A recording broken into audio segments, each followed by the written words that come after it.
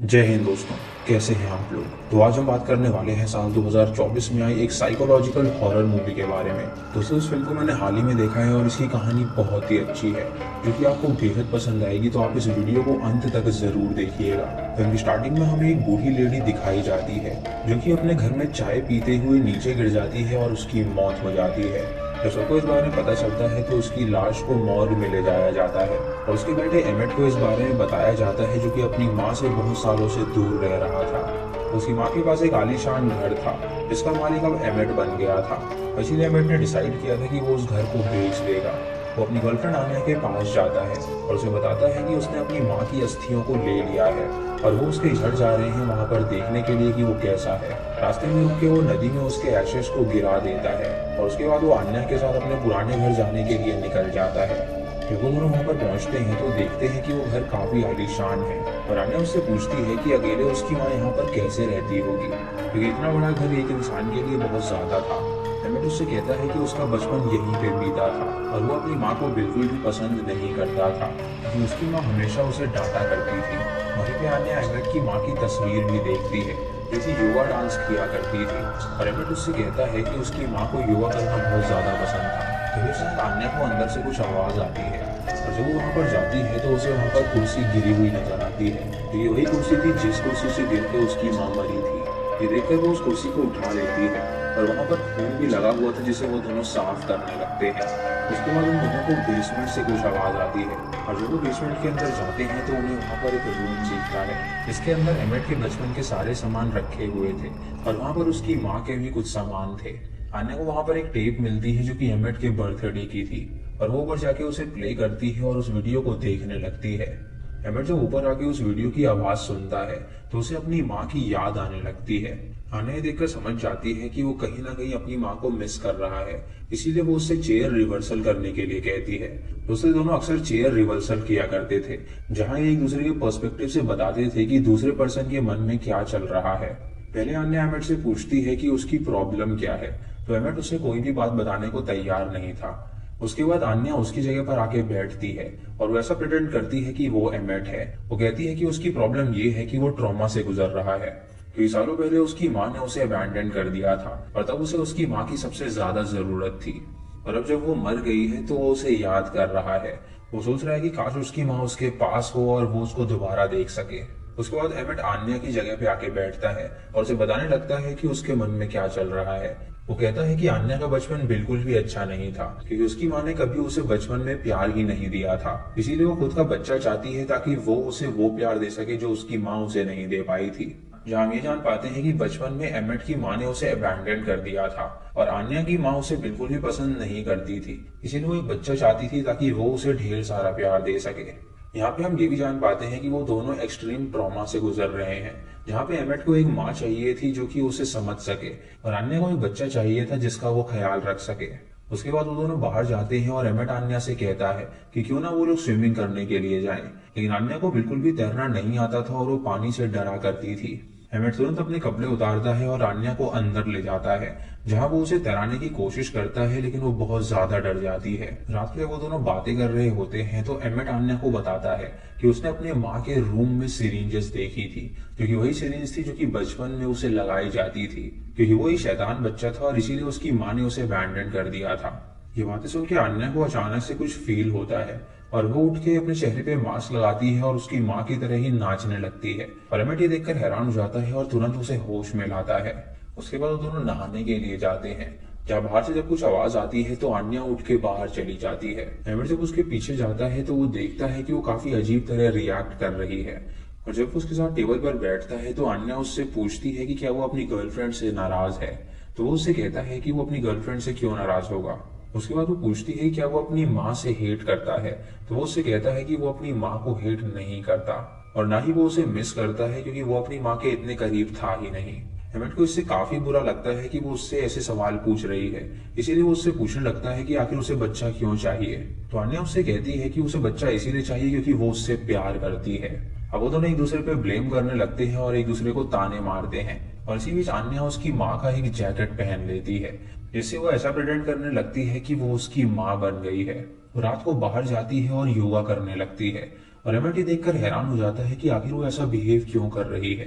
जब वो नीचे होती है तो वो बेहोश हो जाती है और एमेट उसे उठा के अंदर ले आता है। अगली सुबह जब वो दोनों उठते हैं तो एमेट आन्या से गाड़ी की चाबी मांगता है, लेकिन वो इतनी नींद में होती है कि वो उसकी बात सुनती ही नहीं है। तभी अचानक उनके दरवाजे पर कोई आता है और एमेट जब दरवाजा खोलता है तो वहां पर उसका पड़ोसी था जिसका नाम बिल था और वो एमेट की माँ को अच्छी तरह जानता था।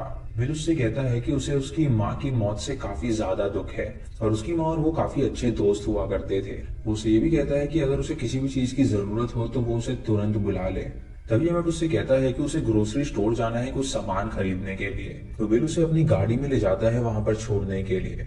इधर आन्या जब अकेले घर में होती है तो वो उसकी माँ की तरह ही ड्रेसअप कर लेती है, क्योंकि ट्रॉमा की वजह से वो उसे उसकी माँ ही मानने लगी थी। एमेट जब वापस आता है तो वो देखता है कि घर की सारी साफ सफाई हो चुकी है और ये देखकर वो काफी ज्यादा हैरान हो जाता है। वो आन्या के पास आता है और उससे पूछता है क्या उसने ये साफ सफाई करी है, तो आन्या उससे कहती है कि हाँ उसने ही ये साफ सफाई करी है। एमेट देखता है कि वो स्मोक करने लगी है और उसने अपनी जिंदगी में कभी स्मोक नहीं किया था और अचानक से वो स्मोक क्यों करने लगी थी। तभी आन्या उठती है और वो उसे अपना बेबी कह के पुकारती है, मानो कि वो उसे अपना बच्चा मान रही हो। एमेट देखकर काफी ज्यादा डर जाता है और उसे समझ में नहीं आ रहा था कि आखिर वो ऐसा क्यों कर रही है। रात को एमेट उसके पास जाता है और उससे माफी मांगता है और उससे कहता है कि वो आइंदा ऐसे बिहेव नहीं करेगा, वो उसे खुश रखने की बहुत ज्यादा कोशिश करेगा। लेकिन आन्या सिर्फ उसे देखती ही जाती है और उसे कंसोल करने लगती है।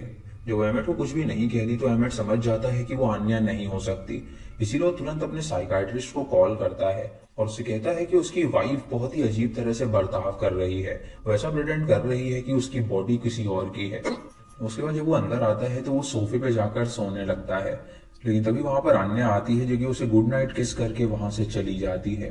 अगली सुबह जब आन्या उठती है तो वो बाहर जाती है योगा करने के लिए और हम देख पाते हैं कि वो पूरी तरह उसकी माँ की तरह ही बर्ताव करने लगी थी। उसके बाद वो अंदर आती है और एमेट के लिए उसका फेवरेट नाश्ता तैयार करती है और एमेट के सामने जब वो उसे लेकर जाती है तो एमेट उसे देखकर हैरान हो जाता है कि उसे उसके फेवरेट नाश्ते के बारे में बिल्कुल भी नहीं पता था और सिर्फ उसकी माँ ही थी जो कि उसका ये सीक्रेट जानती थी। उससे पूछता है कि आखिर उसे कैसे पता चला कि उसको ये पसंद है, तो वो उससे कहती है कि उसे सब चीजें पता है। तभी उसे वहां पर उसकी एक डायरी मिलती है और जब उसे पढ़ने लगता है तो वो देखता है कि उसकी राइटिंग बिल्कुल बदल गई है। वो आन्या के पास जाता है और उससे पूछता है कि आखिर वो ऐसी चीजें क्यों लिख रही है, तो वो उससे कहती है कि उसे उसकी जर्नल पढ़ने की कोई जरूरत नहीं थी, वो उसकी पर्सनल चीज है तो वो उसे आइंदा कभी ना पढ़े। जब आन्या थोड़ी देर के लिए बाहर जाती है तो वो उसकी जर्नल को पढ़ने लगता है और वो देखता है कि दरअसल उसके पास दो डायरीज हैं। एक डायरी उसने अभी लिखनी स्टार्ट करी थी और उन दोनों में उसकी राइटिंग अलग थी, जिससे वो ये समझ पाता है कि आन्या की राइटिंग बिल्कुल अलग थी और अब वो बहुत ही अलग राइटिंग में लिखने लगी है, मानो कि उसके अंदर कोई और इंसान आ गया हो। तभी उसके घर में रियल एस्टेट एजेंट आ जाती है जो कि उसका घर देखने आई थी ताकि वो उसे बिकवा सके।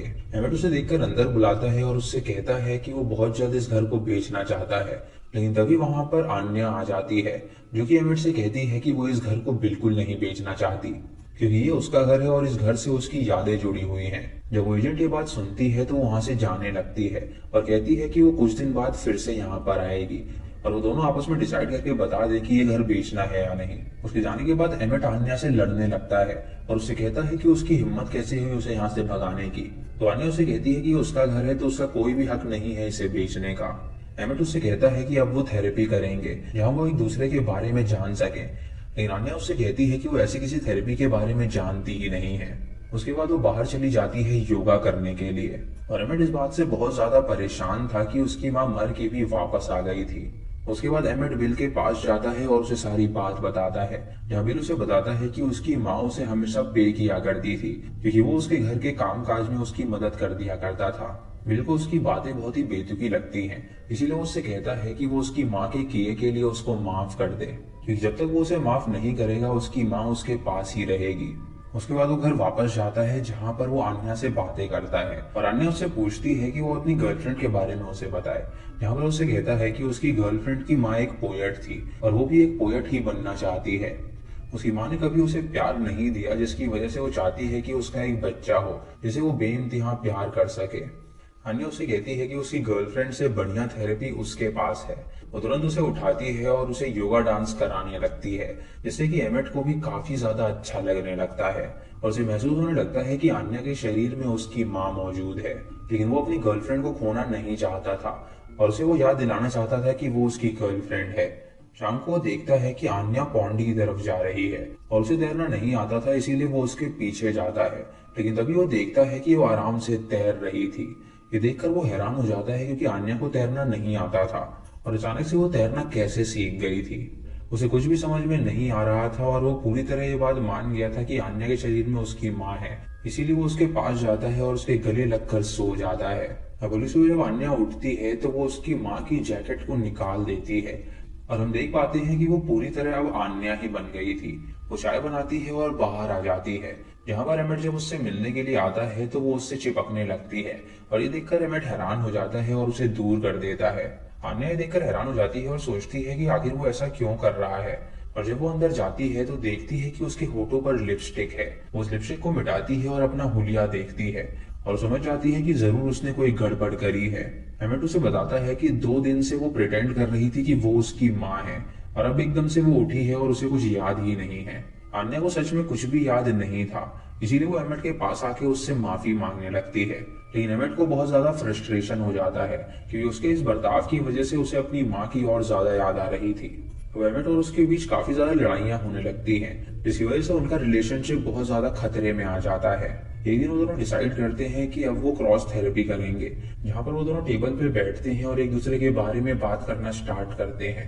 आन्या एमेट से कहती है कि उसे पता है कि उसने कोई ना कोई गलती जरूर करी है और एमेट उससे कहता है कि गलती ये है कि वो अपने आप को पोएट समझती है। उसे अपनी माँ का प्यार नहीं मिला है, इसीलिए वो बच्चा चाहती है और इसी ट्रॉमा की वजह से वो खुद को उसकी माँ समझने लगी थी और उसकी माँ की तरह ही वो सारी चीजें कर रही थी। उसकी माँ बनने की इच्छा इतनी ज्यादा है कि वो अपने आप को उसकी ही माँ मानने लगी थी। आन्या सुनती है तो वो बहुत ज्यादा रोने लगती है और इसी बात पे उन दोनों की आपस में लड़ाई होने लगती है। एमेट उससे कहता है कि क्या वो स्विमिंग कर सकती है, तो वो उससे कहती है कि उसे तैरना नहीं आता। वो उससे पूछता है कि आखिर उस दिन वो कैसे तैर पा रही थी। आन्या को कुछ भी बात याद नहीं होती है और एमेट उसकी जनरल को जला देता है, जिससे गुस्सा होकर आन्या उससे दूर चली जाती है। जब उसका गुस्सा शांत होता है तो वो अपने घर वापस आती है, जहाँ पर वो फैसला करती है कि वो एमेट को इस हालत में छोड़कर नहीं जा सकती। वो बेसमेंट में जाती है जहाँ पर ढेर सारा सामान रखा हुआ था और उसमें उसे एमेट की एक फाइल मिलती है, जहाँ पर उसे पता चलता है कि एमेट बचपन से ही काफी बीमार है और इसीलिए उसकी माँ ने उसे अबैंडन किया था। तभी उसे एक आदमी की चिल्लाने की आवाज आती है और जब वो बाहर जाती है तो वो देखती है कि वहां पे बिल ने एमेट को पकड़ रखा है। दरअसल एमेट स्लीप वॉकिंग करते हुए बाहर आ गया था और बिल ने उसे बचा लिया था। बिल उसे वापस अंदर ले आता है और वो आन्या को समझाने लगता है कि दरअसल एमेट बचपन से ही काफी ज्यादा ट्रॉमेटाइज्ड है, इसीलिए उसे उसकी जरूरत होगी तो वो उसे छोड़ कर ना जाए। उसकी माँ मर तो गई है लेकिन उसकी आत्मा भी यहाँ से गई नहीं है और वो देख रही है कि वो उसके बेटे का ध्यान रख पाती है या नहीं। ये कह के बिल तुरंत वहां से चला जाता है और आन्या डिसाइड करती है कि अब वो एमेट को छोड़कर नहीं जाएगी। वो एक गर्लफ्रेंड की तरह उसका ख्याल रखेगी ताकि उसकी माँ को संतुष्टि मिल सके। अगली सुबह एमेट जब उठता है तो वो उसे उसकी जर्नल देता है और उसे कहता है कि दरअसल उसने उसकी जर्नल जलाई नहीं थी, वो कोई और कॉपी थी जो कि उसने जलाई थी। उसके बाद एमेट उसे लेकर नाव की सवारी कराने के लिए ले जाता है, जहाँ पर वो उससे कहता है कि आखिर उसने झूठ क्यों कहा कि वो तैर नहीं सकती। आन्या उससे कहती है कि वो सच में नहीं तैर पाती है, लेकिन एमेट इतना ज्यादा ट्रॉमेटाइज था कि उसे उसकी बात पर यकीन नहीं होता, इसीलिए वो उसे तुरंत पानी में धक्का दे देता है जिससे कि वो तैर नहीं पाती और उसकी जान जाने वाली होती है। लेकिन तभी एमेट को रियलाइज होता है कि वो आन्या ही है जो कि ठीक हो गई है, इसीलिए वो तुरंत पानी में जाके उसकी जान बचा लेता है। और यह हरकत देखकर आन्या समझ गई थी कि वो पागल है, इसलिए वो तुरंत सामान पैक करती है और वहां से दूर चली जाती है। लेकिन तभी उसे एहसास होता है कि वो उसे अकेला नहीं छोड़ सकती, इसीलिए वो वापस आती है और वो दोनों थेरेपी करते हैं। यहाँ पे आन्या कहती है कि उसे एक बच्चे की जरूरत है और एमेट कहता है कि उसे एक माँ की जरूरत है और इसी के साथ ये मूवी यहीं पर खत्म हो जाती है। तो दोस्तों ये थी इस फिल्म की कहानी, यहाँ पर ये दिखाया गया है कि ह्यूमन का दिमाग कितना ज्यादा पावरफुल है। आन्या को एक बच्चा चाहिए था तो उसने एमेट को अपना बच्चा मान लिया और खुद को प्रिटेंड करने लगी कि वो उसकी माँ है। दरअसल वो बचपन से ही काफी ज्यादा ट्रॉमेटाइज थी, जिसकी वजह से उसके दिमाग ने उसके साथ ये गेम खेला। वहीं दूसरी तरफ एमेट भी बचपन से बहुत ज्यादा ट्रॉमेटाइज था और उसे एक माँ का प्यार मिल ही नहीं पाया था, इसीलिए आन्या जब उसकी माँ की तरह हरकत करने लगी तो उसे भी अच्छा लगने लगा था। लेकिन जब आन्या होश में आई तो उसे वो रास नहीं आया कि वो किसी भी हाल में अपनी माँ का प्यार चाहता था, यानी इन दोनों को एक दूसरे की जरूरत थी। दोस्तों ये फिल्म बाकी साइकोलॉजिकल हॉरर मूवीज से काफी ज्यादा अलग है और हो सकता है कुछ लोगों को ये मूवी पसंद ना आए, लेकिन इसका कॉन्सेप्ट काफी अलग था और ये एक डिफरेंट अटेम्प्ट था। बाकी आपका इस मूवी के बारे में क्या ख्याल है, आप कमेंट सेक्शन में जरूर बताइएगा। चैनल पे नए हैं तो इसे सब्सक्राइब करें और बेल आइकॉन दबाएं नोटिफिकेशंस के लिए। और दोस्तों वीडियो को लाइक और शेयर करना बिल्कुल मत भूलिएगा। तो मैं मिलता हूँ आपको अगली वीडियो में, तब तक के लिए जय हिंद।